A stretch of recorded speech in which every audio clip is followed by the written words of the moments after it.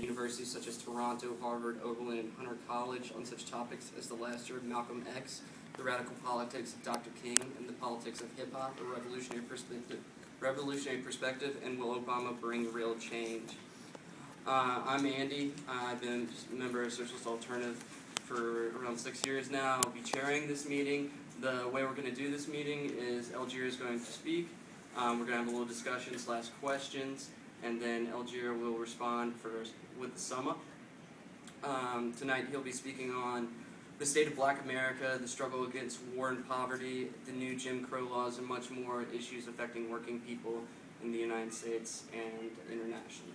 So, without further ado, Eljeer Hawkins. Well, sisters and brothers, comrades, I want to thank you first for the invitation to be here with you tonight.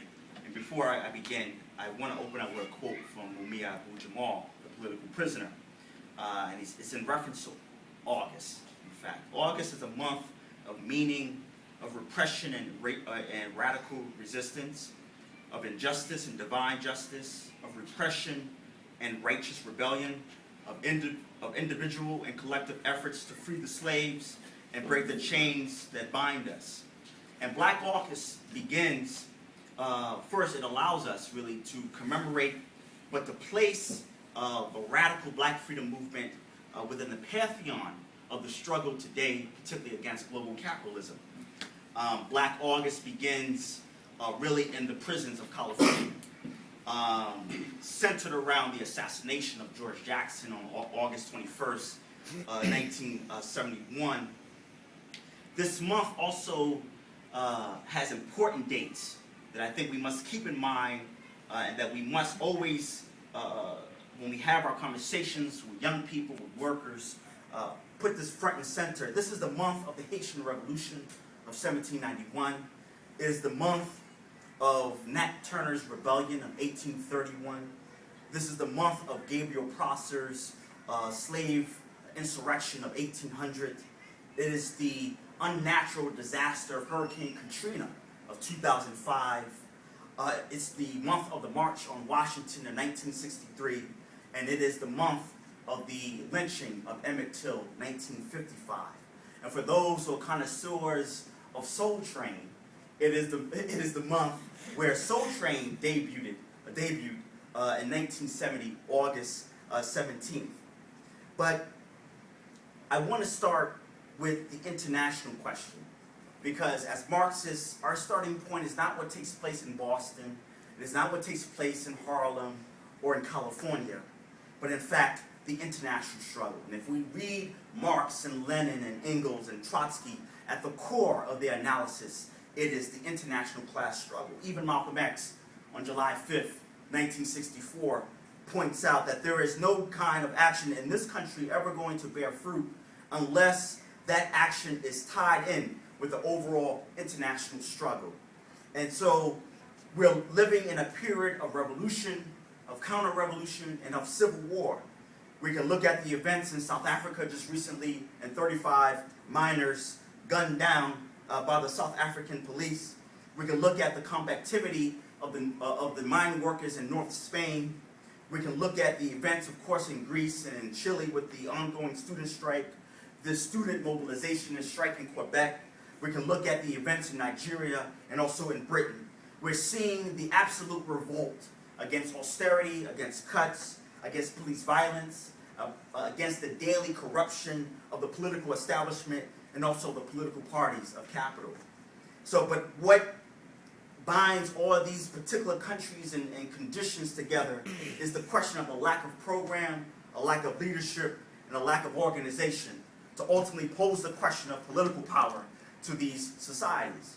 But at the same time, we're also seeing the reaction. We're seeing the rise of neo-fascistic right-wing organizations like Golden Dawn in Greece. We're seeing even in our own country the rise of fascist thoughts and actions taking place, particularly in the north of the southwest of the country, and particularly an increasing apparatus of the police state. How do we combat that? We answer with the call for a united working class and poor people's movement armed with organization, armed with an analysis, and armed with socialist ideas to end the dictatorship of global capitalism. But how does those events internationally transmit for ourselves right here in the United States? Well, of course, we've bared witness to the unparalleled bailouts to Wall Street, the tax-free business of companies like Verizon. We've seen the offshore accounts of trillions of dollars by the major corporations and the super rich and elite and tax havens around the world. But at the same time, with the onset of the economic crisis of capital, we've seen the increase of police violence. We've seen the greater anxiety that working people feel on a daily basis where their material needs are not being met by this system. We're seeing overall violence in our communities. For example, just recently, it was reported that we have the United States soldiers have reached the benchmark of 2,000 Army personnel lost in Afghanistan. But what is not mentioned is the 5,000 young people, black and Latino, working class youth, who are gunned down in Chicago, 5,000 over the past decade. We've seen the increase of racist violence in the country. Of course, we can mark out Milwaukee and the attack in the Sikh community, and also the events in Colorado. We're seeing also at the same time greater voter suppression and around the question of voter ID laws in the Midwest. And we've also seen the attack on the bodies of women, in fact, with the recent comments by Todd Akin. And so we're seeing an overall offensive against working people and the poor and people of color. This September 17th will mark the one-year anniversary of Occupy Wall Street. And in many ways, Occupy Wall Street began and changed the kind of conversation that we had around the inequality in society. We saw young people, working class and middle class, seeing their dreams being shattered by the economic collapse. But also they pointed the finger and put the blame right where it squarely belonged, not upon themselves, not upon their neighbor, but in fact against the criminals that reside on Wall Street. And so for many young people at Occupy Wall Street, they also face police repression. Now, for communities of color and for young people and workers and poor people, there was no such thing as an American dream. In many ways, they were living and breathing the reality of the American nightmare. And so I want to give you a quick snapshot of what that reality looks like. Before the housing crash and ensuing credit crunch of 2007-08, black and Latino families were on average much more likely leveraged than white families. White families on average had a debt burden equal to just 15% of their net worth in 2007, while black and Latino families owed 50% and 47% respectively. As of December 2011, the unemployment rate was 15.8% for blacks, 11% for Latinos, and 7.5% for whites. The average net worth among black families in 2007 was only 27 cents for every dollar of the average net worth of white families. The figure for Latino families was a little better at 27%. Sisters and brothers, we're looking at an economic tsunami that have engulfed working people and the poor, and particularly folks of color.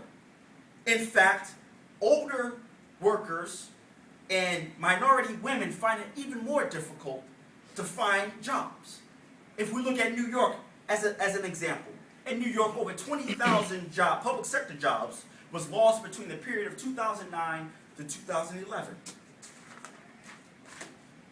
The New York unemployment rate has increased for women, same period of 2009 to 2011, from 8.4% to 8.8%. In fact, once again, returning back to the question of public sector jobs, women make up 61% of the city's public sector workforce, and minorities account for 65%. Also, at the same time, the unemployment for women aged 55 to 64, they were out of work on average 49 weeks. For blacks, it was 47 weeks. As much as 63